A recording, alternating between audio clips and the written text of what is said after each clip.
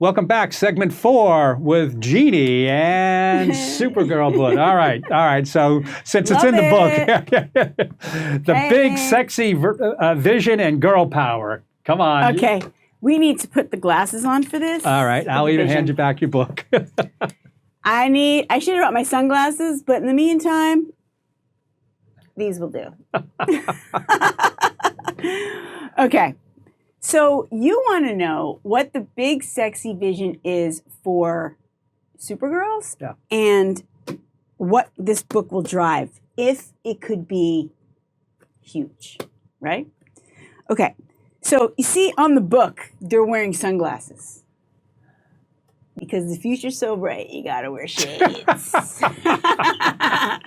right, so that's what that's all about. All right. Okay, the future. So what is the future for women with this book? What is the future for, female empowerment? What does that look like in our community? And beyond the cliches. Okay, I mean, I really think it would be amazing for this to somehow be a TV show. Okay? Where it's almost like a Kelly Clarkson or a Drew Barrymore, where all we're doing is talking about girl power. So I have a podcast called Pink Balls, and that's what I do on the podcast. I talk about girl power and people that have been empowered by certain things in their life and how they've gotten the confidence to make a change or to launch. So let's take this thing bigger.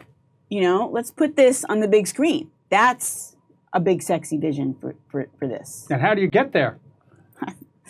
Well, I got to follow my book.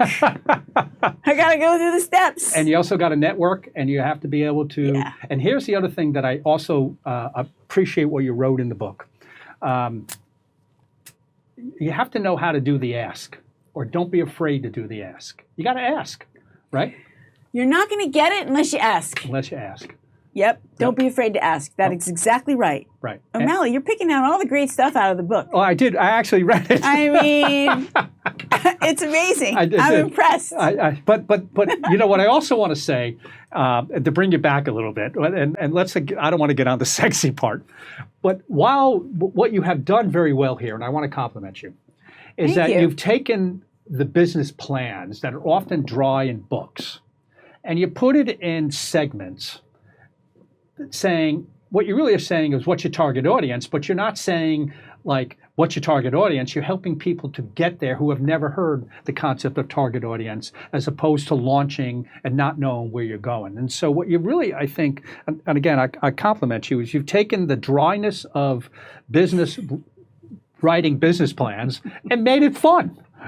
Okay, right? Yeah, I mean, we use in school as a professor, we use the business model canvas, which is like the modern business plan, right? Correct. Short, abbreviated. And we took that and we translated it to life here. Right. And I can't take the credit because I didn't develop these ideas. Business canvas has been around a long time. Great model. I love it too. Alexander Osterwalder. And then in here we have a networking canvas, and we have a personal brand canvas.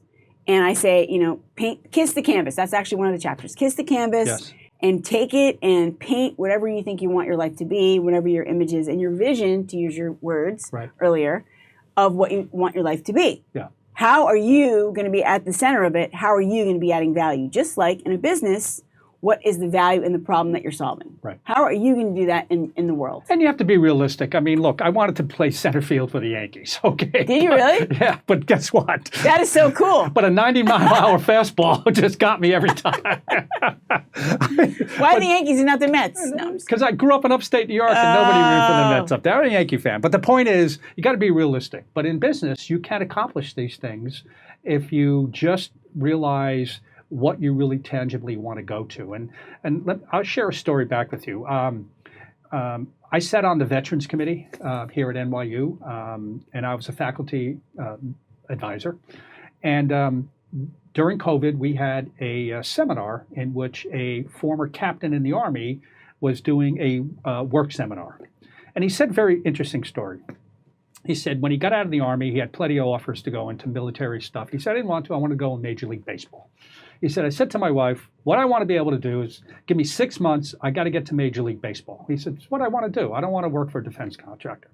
Within 3 months, he found the right contacts. By month 4, he was working for Major League Baseball. It's great.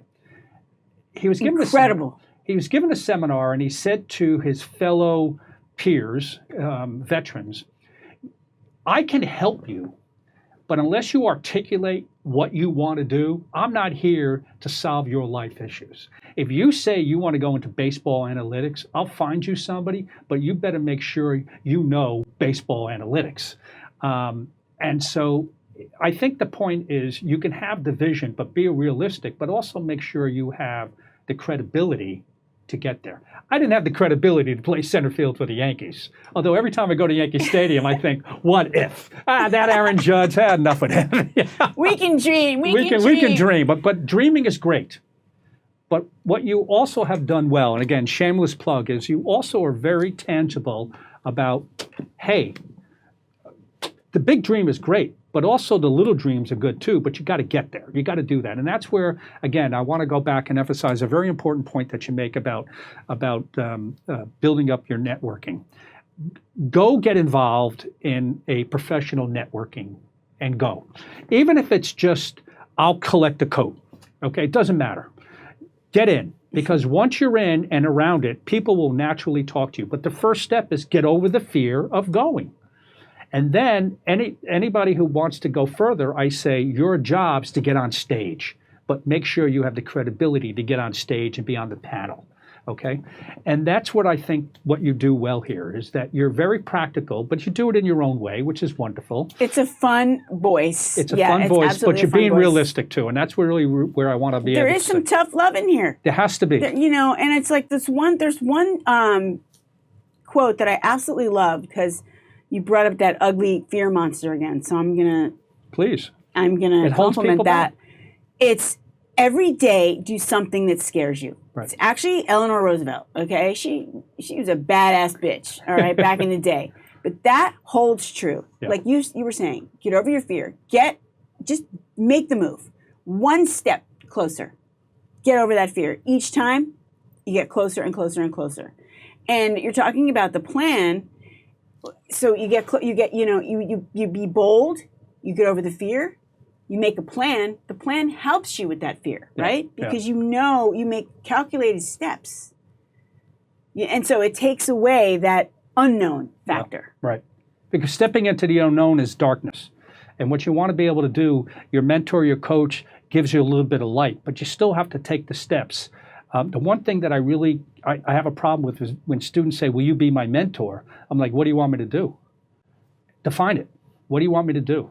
And a lot of times they think I have the answers to their success. And really what I want to say to them, the success comes from within. It does. I'll help you get there, but you got to be able to define where you want to go. It does. And I have a great story, if I may. You may. About a student that asked me to be her mentor. I'll tell you what. Let's hold off on that. Cover it into the next section. Next section, because I'd like to hear it at length. Okay. Okay. Wonderful. So we'll stop here, and we'll do somebody's story.